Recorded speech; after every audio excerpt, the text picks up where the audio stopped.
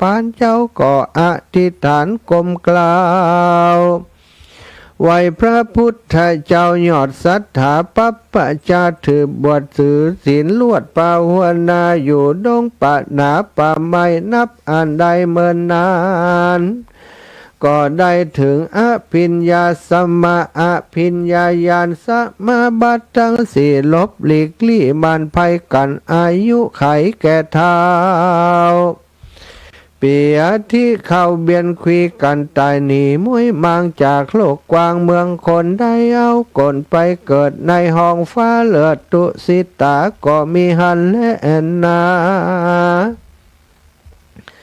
สัทธาอิมังธรรมเทศนังอาหาริตัวจัตตะกังสะโมทาเนสิสัทธาอันว่าสัพปัญญูพระพุทธเจ้ากันนำนิทานจัดเก่ามาเทศนาและพระตนแก้วก็จุมนุมมาฮือแจงพระจริงแสงเทศนาว่าภิกขเวดุราภิกขุทั้งหลายหนุ่มเทาอันว่าเศรษฐีเจ้าถึง2 วันนั้นใส่คือหากมาได้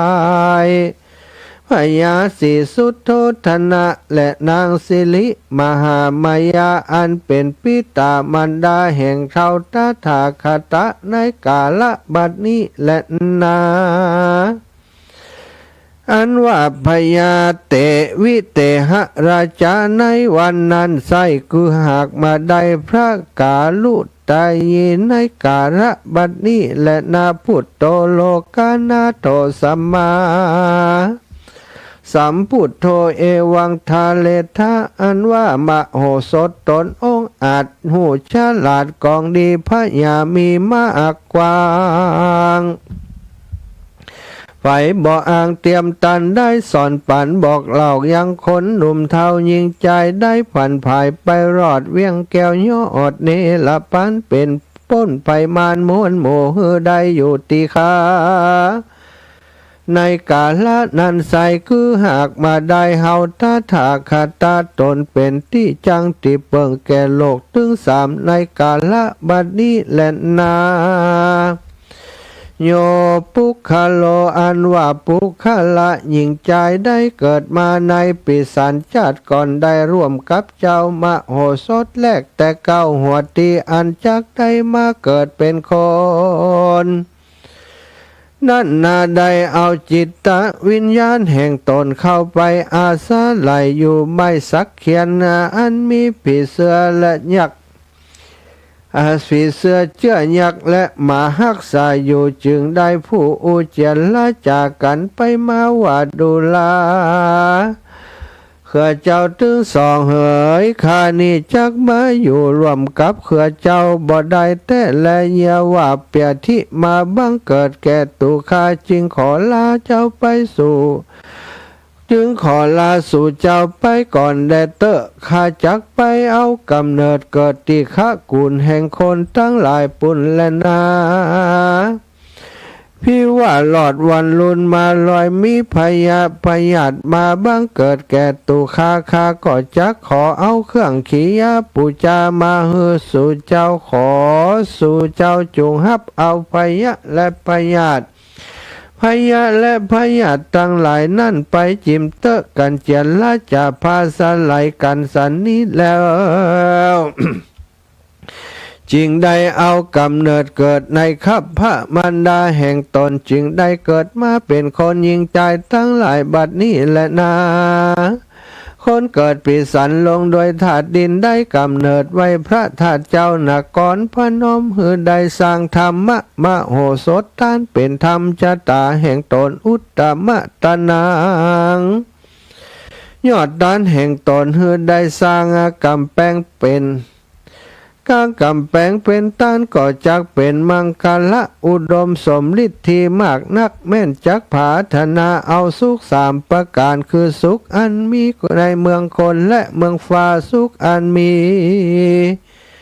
ในแหล่งลามหาเนรปานมีกองจุงหือตานหักษาศีลภาวนาไปอย่าได้ขาดบ่อพระมาดรักษาก็จก ก็จักสมกรรมกรรมผาธนาจุเนื่องจุประการบ่อยาจะแล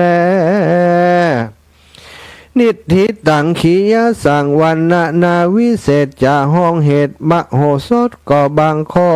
มสมเล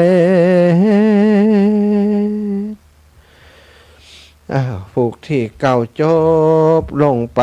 แล้วนะศรัทธานะนับหนึ่งนับสองนับสามเกณฑ์เลยหับปอนเนอร์สาธุสาธุชัยสิทธิดิลีจะในวันนี้ศรัทธาท่านเจ้าทั้งหลายผู้มีชะตาปีเกิดปีสันปีวอกได้เป็นเจ้าภาพการเทศการธรรมมโหสถผูกที่8มโหสถชะตาปีเกิดปีสันผูกที่8นี้ซึ่งอาตมาภาพได้เทศในรายการในวันนี้ก็ขอความสวัสดีทั้งหลายจงบังเกิดมีแก่ศรัทธาผู้เป็นเจ้าภาพเจ้าศรัทธาและได้ฟังน้ำฟังธรรมกันทุกท่านทุกคนให้ได้อยู่ดีมีสุขให้ได้มีอายุมันขอนยืนจากฮีก่อปันมาจากหาก่อปันได้จากอุทิศาผลบุญตานี้ไปให้เจ้ากรรมในเวรเจ้าเทวบุตรเจ้าเทวดาพ่อเกิดแม่เกิดที่ไปบนพระลักกุศลนี้ไปจุจอดหลอดเถิงอย่างจิตตดวงวิญญาณของเขาเจ้าทั้งหลายเหล่านั้นได้พ้นจากตียากได้พรากจากตีทุกข์ได้ถึงสุขเป็นตีแล้วคือเมืองแก้วยอดเนรปานั้นจงจักมีเตียงแต่ดีหลียะถาวาริวหาปุราปาริปุเรนติสาคารังเอวะเมวะอิโตทินังเปตนางอุปกาปติอิชิตังปฏิตังตุมหังคิปะเมวะสมิจจตุสัพเพปุเรนตุสังกปปาจันโทปนะโสยถามณิโชติรโสยถาสัพพิติโยวิวัชชันตุสัพพะโรโควินัสสตุมาเต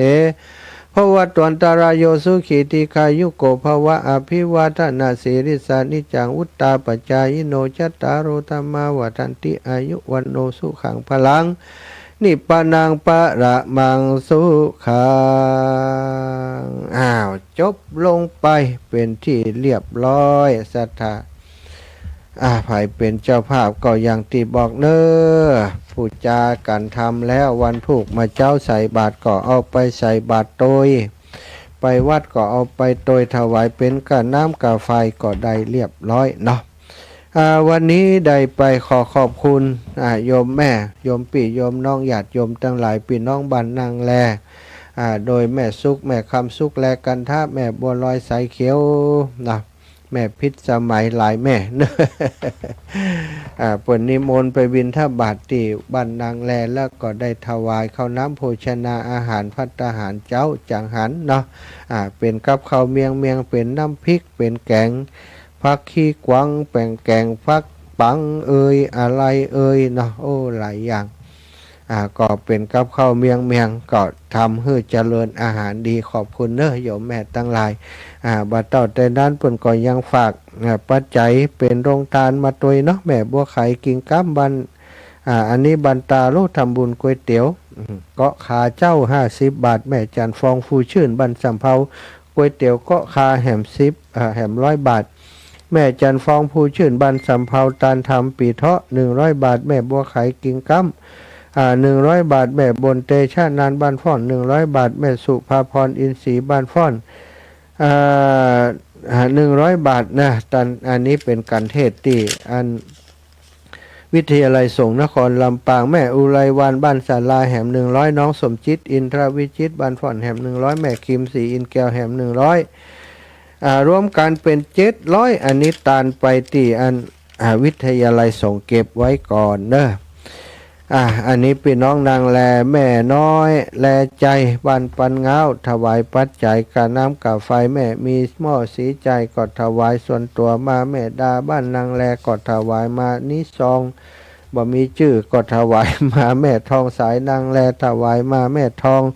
สุกแลกันทะนะเกิดปีเป้าปีวัวปู่จาธรรมปีเกิดของแม่ทองสุกแลกันทะอุทิศให้เจ้ากรรมนายเวร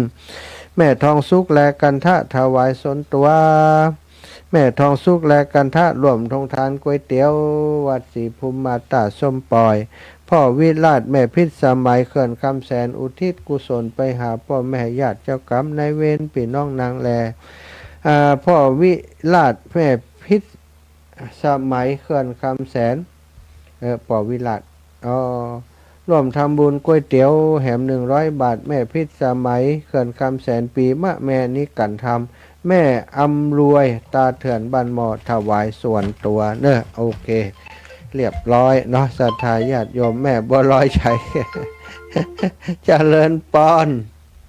เจ้านมัสการเจ้ากรรมสการเจ้าท่านเจ้าแม่อันที่ไม่จื่อนะได้แม่บอกจื่อข้างนอกเจ้า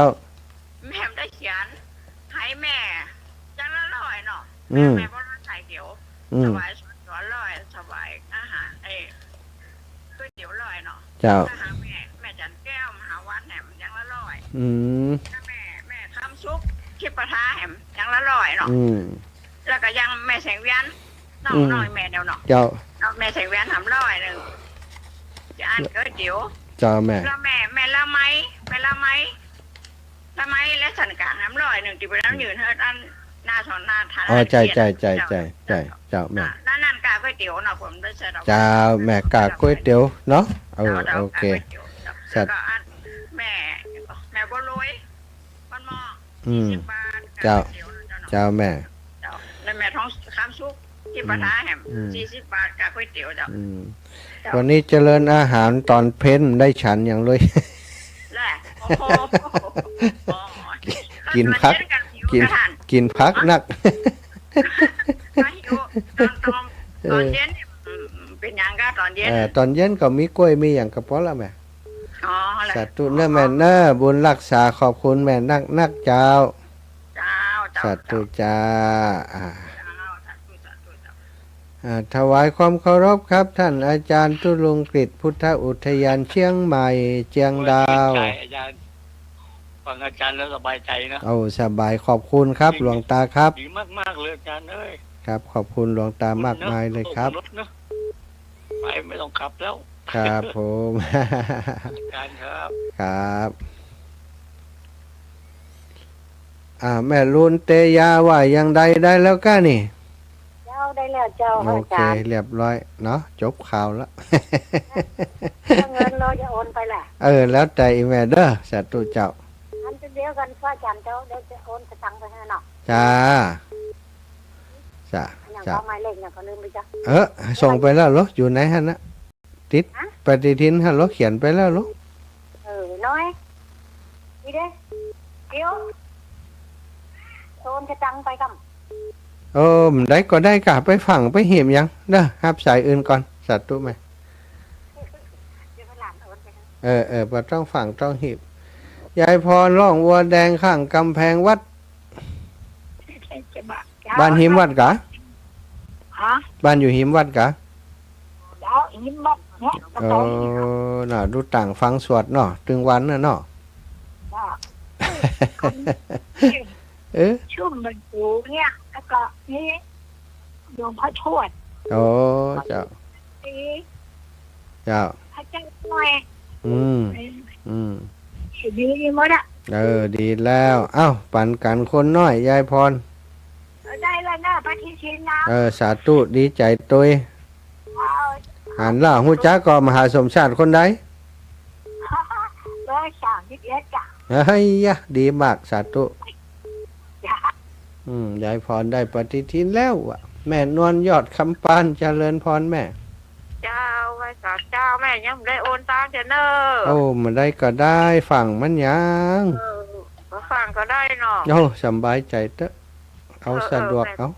มันได้พ่อแม่ถ้าได้ลงไปถ้ามีคนโอนก่อยจัดการถ้ามีก็เอาไว้ฮั่นเนอะโอนค่ะแม่จะไปสอบโอนอยู่เจ้ากำลังเนี่ยกินนี่ใส่บาตรมาถูกดีแล้วอนุโมทนาบุญตัวแม่เนอะทุกวันใส่บาตรวันดีแล้วตั้งคนมานี่นะไม่ใส่ทุกวันดีแล้วเนอะวันไหน10 บ่ายก่อนสาธุเจ้าไว้เจริญพรวันพรุ่งนี้เนอะพี่น้องบ้านหัวฝายศรัทธาญาติโยมบ้านหัวฝายจะไปบิณฑบาตตังปุ้นกับบ้านที่ตลาดบ้านกาดเมฆเนาะพี่น้องบ้านแพะดอนตันเนอะโยมแม่สุขคำปะแล้วโยมสุภัตตาคำปะแล้ววันพุธเจอกันทางนั้นนะไปบิณฑบาต ถ้าบ่แจ้งเปิ่นนี่เปิ่นจะบ่ฮู้เพราะว่าบ่ค่อยอยู่ปกติ อาศัยเวลาตรงนี้แจ้งบอกจะไปไหนจะไปไหนวันฮือก็จะไปปุ่นเนอะวันผูกไปหัวฝ่ายวันฮือจะไปบ้านห้วยฮีไปหาอุ้ยหมอนเตรียมบุญฟูบุญส่งวันนารักบ้านม่วงคำม่วงงามม่วงงามม่วง โอ้ งาม ม่วงงาม ม่วงคำว่ะม่วงงามเลยจ้ะ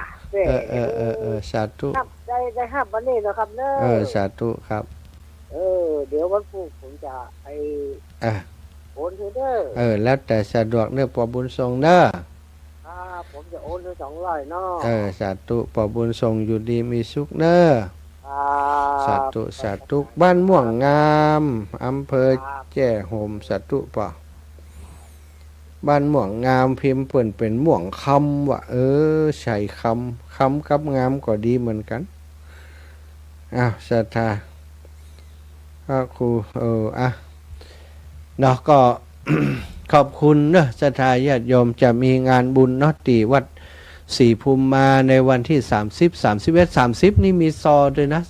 ศรัทธาซอจากเชียงใหม่ถ้าศรัทธาใครไปฟังซอก็ไป30ก็ได้แต่ว่าถ้าใครหันเปิ่นยกจ่อฟ้า31เนอะไปนะวันเปิ่น31นี่ตานออก31นี่ก็คงบ่มีเรื่องของบันเทิงอะไรอย่างนักเป็นตานบ่ได้แต่ว่าใครไปแอวก็ไปที่30จะม่วนน้อยมีซอแล้วก็จะมีซอตยมีอะไรอย่างแหมก็มีลำวงตยว่ะ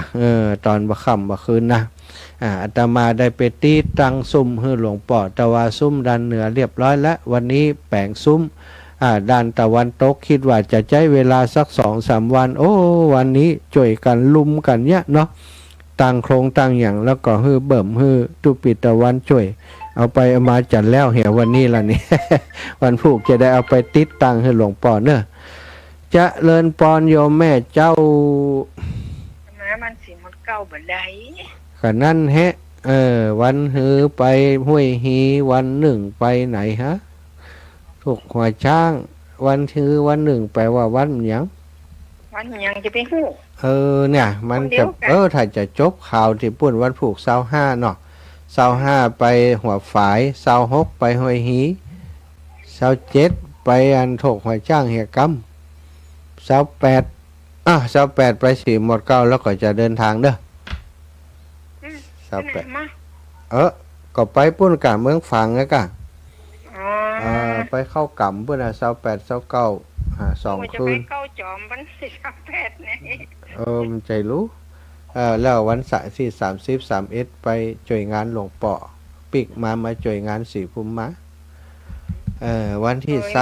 วันที่31ปุ่นเนอศรีภูมิมาแม่มฟังซอกะไป2 วันกับนะฟังฟังก็แล้วไปใจบังคับไผ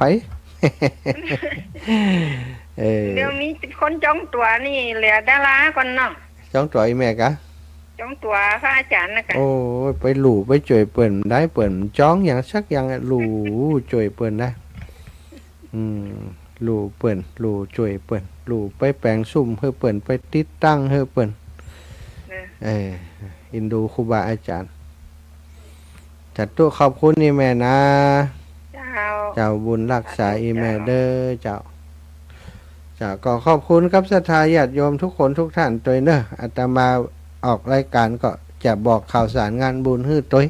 ก็เป็นสะพานบุญเอาสะดวกศรัทธาเนาะผมได้บอกแล้วก็หมายความว่าศรัทธาจะต้องหอมทุกงานเตียตมาบอก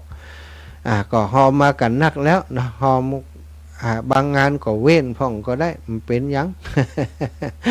แต่ว่ากรมใจงานส่วนตัวของอาตมาเนาะงานของครูบาอาจารย์เนาะงานที่วิทยาลัยสงฆ์นครลำปางวันที่7ที่8ตั้งธรรมหลวงก็จะไปช่วยครูบาอาจารย์ถึง2 วันสถานจะเอาก๋วยเตี๋ยวไปช่วยวันที่8วันที่8นี่ตั้งธรรมหลวงเตดมหาจารย์ก็เตดไปก็พ่องหิวข้าวก่อนมากินข้าวกินปลากินข้าวแล้วก็ไปฟังต่อเนาะก็เลยคิดว่าเอาก๋วยเตี๋ยวจะสะดวกกว่าเจริญปอนแม่กินข้าวแล้วก็ไปเจ้าอยู่แม่กำลังโพดนะเจ้าแม่ขออนุโมทนาสาธุด้วยเนอะแต่งสุ่มมาเจ้าแม่ ได้ไปอ่ะได้เนี่ย เป็นย่างไม่ได้ไปก็ฟังอยู่ที่บ้าน แม่ถึงพังที่บ้านนี่แหละ เจ้าแม่ เรารักษาของลูก